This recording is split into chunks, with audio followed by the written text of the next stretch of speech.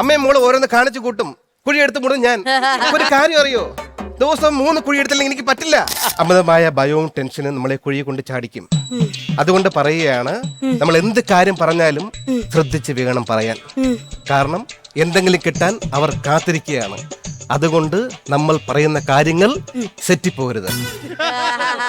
George കുട്ടിക്ക് ഇപ്പൊ സെറ്റിപ്പോയി. എനിക്കും സെറ്റി, നിനക്കും സെറ്റി. അങ്ങനെയാണെങ്കിൽ നമുക്ക് ആ സെറ്റി പോയിരിക്കാം. ആ സെറ്റിലിരിക്കണവര് മുഴുവനും തെറ്റിക്കല. എന്നാ പിന്നെ നമുക്ക് ആ റൂട്ടിൽ പോണ്ട, ഈ റൂട്ടിൽ പിടിക്കാം. എന്നാ പിന്നെ ഞാനങ്ങോട്ട്. അതെ, മൺവെട്ടിയുടെ കയ്യിലെന്താ ജോർജ് കുട്ടി?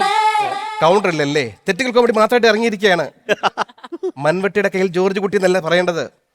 ജോർജ് കുട്ടിയുടെ കയ്യിൽ എന്താ സോപ്പ് പെട്ടി. എന്ത് പെട്ടി? ശവപ്പെട്ടി.